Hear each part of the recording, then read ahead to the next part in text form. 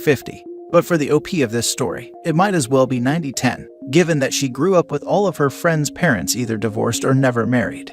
Imagine growing up watching your parents in a loving relationship for 25 years. People around you, friends and teachers, looking at them and telling you how lucky you are for having a great example of what marriage should be like, only to one day accidentally find out that your mom is actually betraying your dad in a nasty, disgusting way.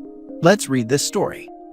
Original post. My 24 female, mom, 47 female, and dad 50 male, have been together for 25 years, and I could have honestly said that they were the ideal relationship in my mind. They rarely ever argued, always talked to each other, and I thought, we're always loving and faithful to each other. I can even remember in school a few of my teachers telling me that my dad and mom were a great couple, and that I should be thankful that I had a great example of what a healthy relationship looks like. They've rarely argued. I can count on both of my hands the times they've yelled at each other. They've always been happy together, as far as I know. I needed to use my mom's laptop to send off some work emails, as mine was not connecting to our Wi-Fi. I started sending off emails, and my mom's messages popped up on her laptop. It was from a guy named Chris, and he thanked her for draining him last night. I, not knowing what the hell was going on, decided to open up her messages, and I saw that she has been cheating on my dad for the past year at least. The messages they sent each other were extremely explicit, and they even sent pictures and videos.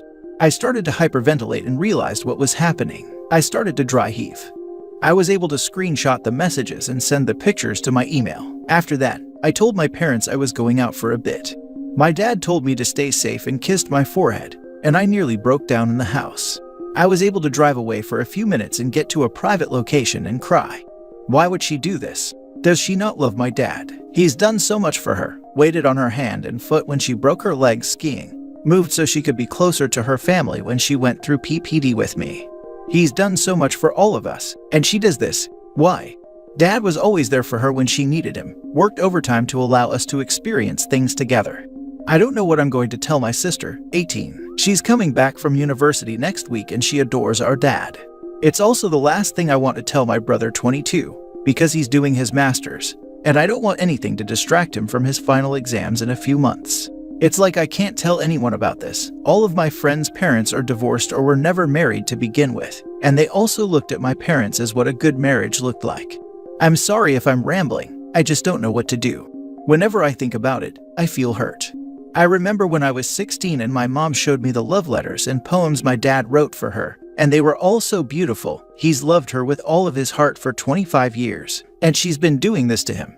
The last person I want to tell is my dad. I feel as if me telling him will break everything, and the dad I knew who was so loving and caring will be gone. I've been told by my friends that it happened to their parents too, that for years they were never the same. My best friend's dad took his own life when he found out about his wife's infidelity. I'm sorry if this is rambling, I'm just so hurt and confused. Why would she do this? How do I tell my dad that the person he's loved for the last 25 years has betrayed him? Please, any advice is appreciated. Now for the top advice before reading the update. This almost the exact situation happened to me with my mom when I was 18. I confronted her at the time and told her she had to tell my dad. I didn't feel like it was my place to tell him. 4 years later, I found out she was still doing it and never told my dad. My sister ended up telling him then. Looking back, I wish I would have told my dad right away when I was 18. A few years have gone by and my parents are actually still together. I don't live with them anymore, so I'm sort of disconnected, but things seem better for them. I'm so sorry you're going through this. It really messed up my entire family's relationship with my mom. She should tell him anonymously, so she doesn't have to go through any more trauma than she already is. She can admit to it being her, if she chooses, once he's made aware, processes the information, and talks to his wife. Make a burner email account on Gmail or use a texting app. Attach the pictures, state the names, and so on.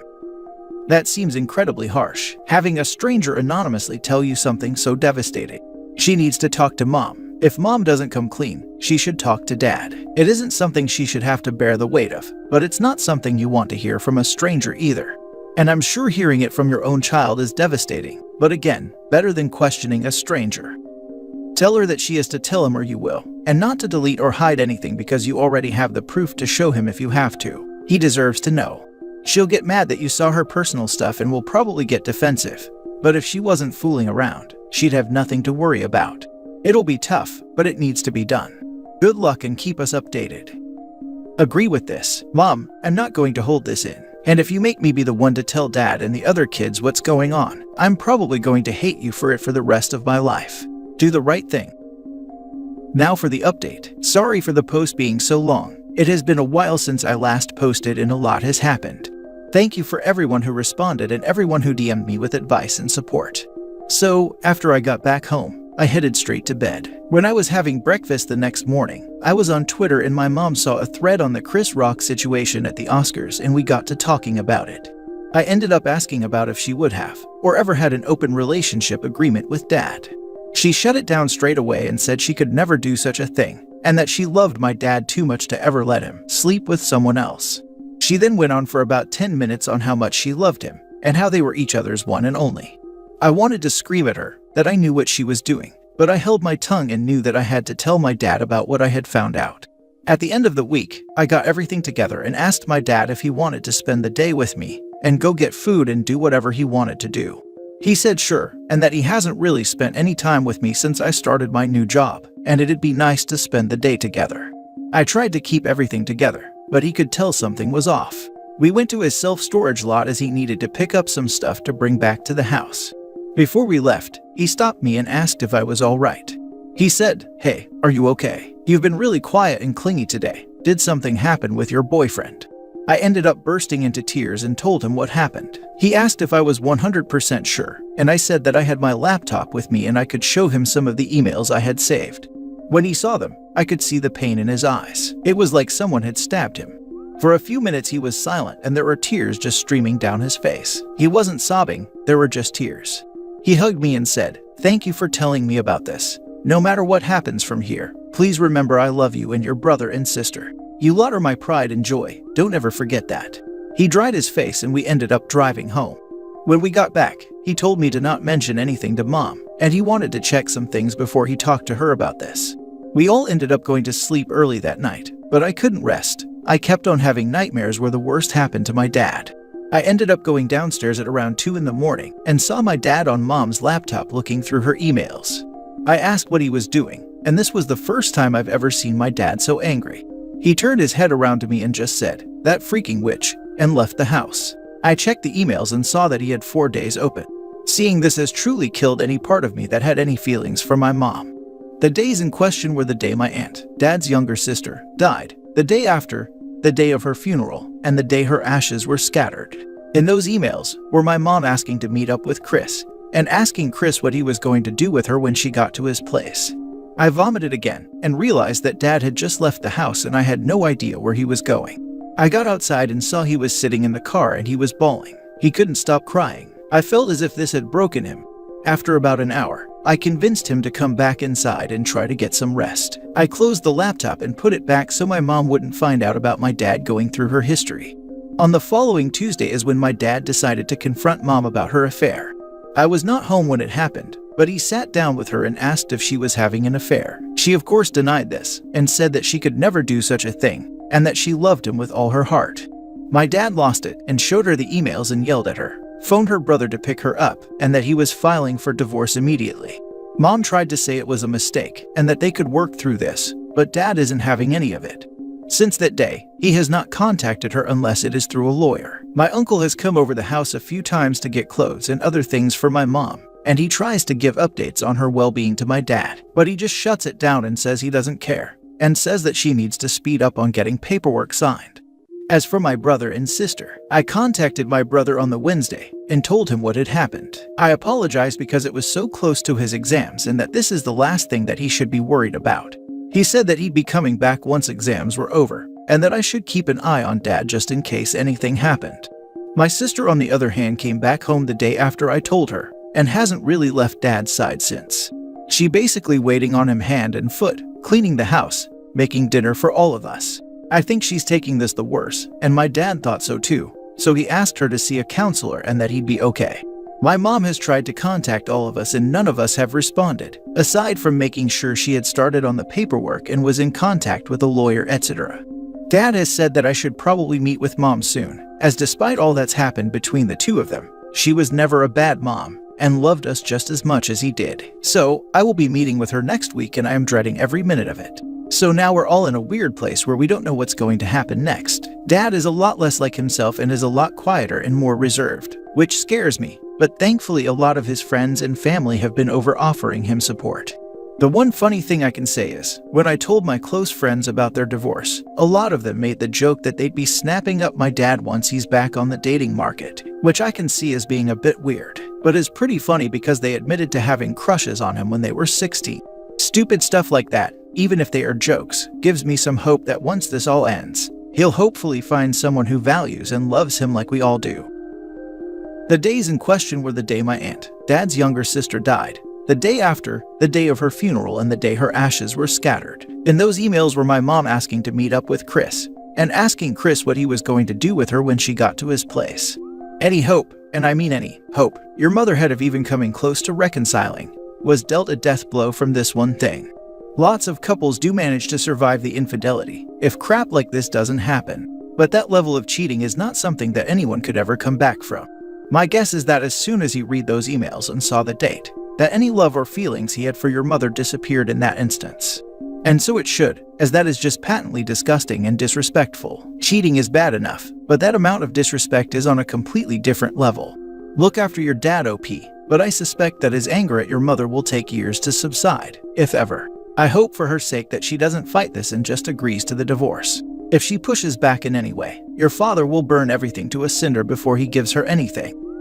It's been a few weeks since everything has happened. I don't know if he's still angry, though he doesn't really talk about it with any of us. He has been spending a lot more time at the gym now compared to his normal schedule, and he's been spending time with his friend who trains boxers and other fighters. I don't know if that is indicative of anything concerning, or he's just trying to get rid of his anger in a healthy, controlled environment. It's the last part mostly. Gym brings focus. The boxing ring brings focus. It allows us to not think, just do for an hour or two. Our emotions are wired more physically into us, if that makes sense. This is mostly how we deal with highly intense emotional situations. That anger will probably never fully go away, or at least not for a long while. The gym and the boxing ring are healthy outlets to help bleed that anger so it doesn't consume your father.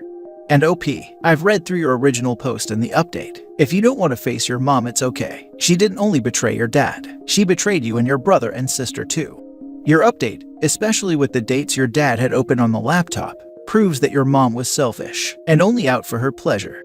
If you do go through meeting her, prepare for her to try and spin doctor/gaslight the situation to her advantage. Also assume you'll probably not get closure on why she cheated in any way that will satisfy you. Be safe, trust in your siblings and your dad. That's true family. Hope the four of you can heal fully from this.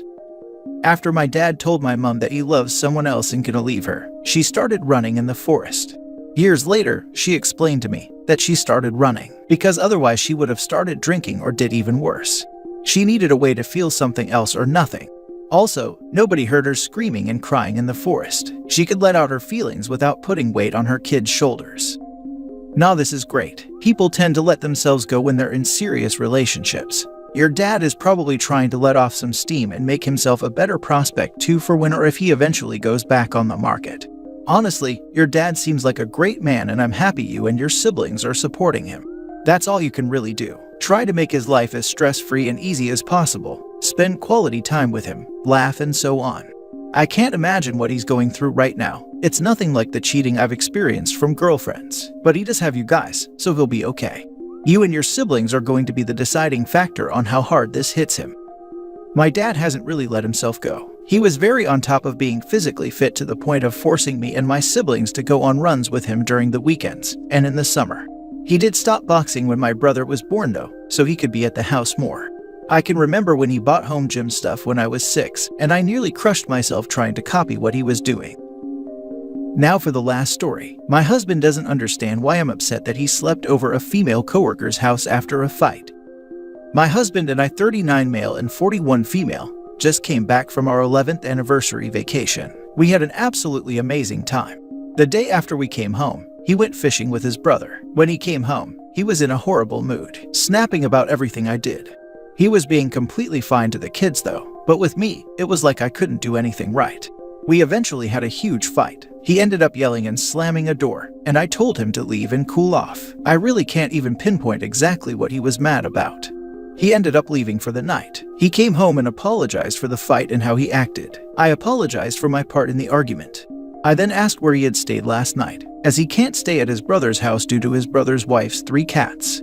He told me a coworker's house. I asked what coworker, and he said Julia. At first, I legitimately thought he was joking. Julia is 23 and single. She lives in an apartment complex not far from us. I asked him if he was serious, and he said yeah. He ran into her after he left the house when he went to the store to get a soda. He told her what happened, and she invited him to crash on her couch.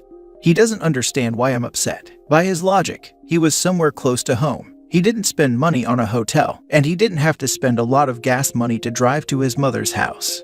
He said he slept on her couch, and if she was a single male friend, there wouldn't be an issue.